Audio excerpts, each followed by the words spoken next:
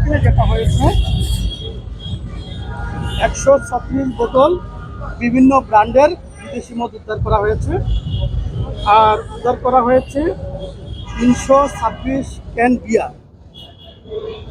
এই যে এটা উদ্ধার করা হয়েছে আমাদের সরকারের ঊর্ধ্বতন কর্তৃপক্ষের নির্দেশে সকল প্রকার অ্যালকোহল ডিস্ট্রিবিউশন নিষিদ্ধ ছিল, বারগুলা বন্ধ রাখার নির্দেশনা ছিল। তো এখানে যেটা হয়েছে এই হোটেলগুলোতে বারগুলা বন্ধ আছে, কিন্তু কিছু অ্যারেঞ্জার তাদের কাছ থেকে তাদের যে হলরুম আছে হলরুম ভাড়া নিয়ে তারা বিভিন্ন ধরনের নববর্ষ উদযাপন উপলক্ষে বিভিন্ন ধরনের পার্টির আয়োজন করেছে এবং তারা অবৈধভাবে এই মদগুলো সংগ্রহ করে এখানে তারা যারা কাস্টমার ছিল বা যারা এখানে দর্শক হিসেবে আসছে তাদের কাছে এগুলা সরবরাহ করছিল বা পরিবেশন করছিল। এই জন্যই তারা এগুলা এখানে কালেকশন করেছে বা এই সংগ্রহ করেছে। তো সংগ্রহ করার প্রক্রিয়াটা সম্পূর্ণ ইলিগাল এবং তারা যে এখানে মদ পরিবেশন করবে, মদ পরিবেশনের জন্য সুনির্দিষ্ট পারমিশন লাগে। তো টোটাল যে কার্যক্রমটা আছে অ্যালকোহল রিলেটেড টোটাল কার্যক্রমটা ইলিগাল ছিল, যার দরুন এই সংক্রান্ত যে যত ধরনের বিদেশি মদ এবং বিয়ার ছিল সেগুলো আমরা জব্দ করেছি এবং আমাদের উপর ব্যাপক ধরনের আপনারা দেখেছেন একটা সমাবেশ ছিল, অনেক বড় ধরনের উপস্থিতি ছিল।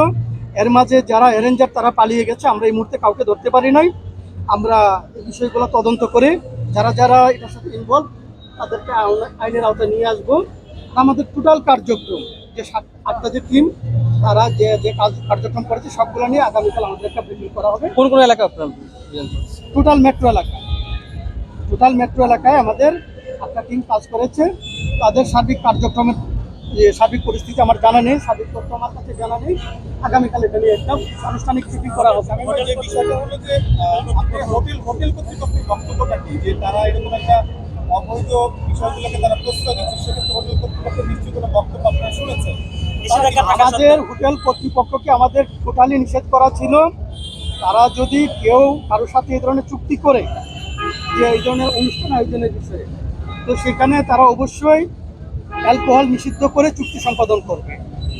তারা যে চুক্তি করেছে সেখানে অ্যালকোহল ব্যবহার নিষিদ্ধ ছিল, কিন্তু যারা অ্যারেঞ্জ করেছে তারা অতিরিক্ত মুনাফার আশায় আইনকে অমান্য করে তারা অ্যালকোহলের সংগ্রহ করেছে এবং তারা সরবরাহের জন্য উদ্যোগ নিয়েছে। 5 তারকা হোটেলে তো একটা যথাযথ নিরাপত্তা ব্যবস্থা রয়েছে, নিখুঁত নিরাপত্তা ব্যবস্থা থাকার কথা।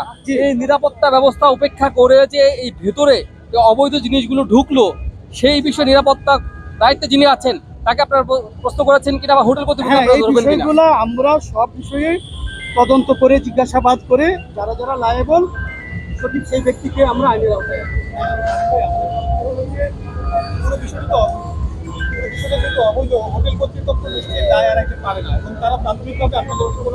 যারা যারা দায়ী হবে তারা সবাই আইনের আওতায় আসবে। না, তাদেরকে এই মুহূর্তে কোনো কোনো করা যাচ্ছে না। তো তাদেরকে আমরা পরবর্তীতে যে জিজ্ঞাসাবাদ করি যারা যারা লায়েবল হবে তাদের প্রত্যেককে হোটেলে কাউকে আপনারা ছাড় দিবেন না, বিষয়টি কি এরকম? না, আইনে যারা যারা দায়ী হবে কাউকে ছাড় দেওয়া হবে।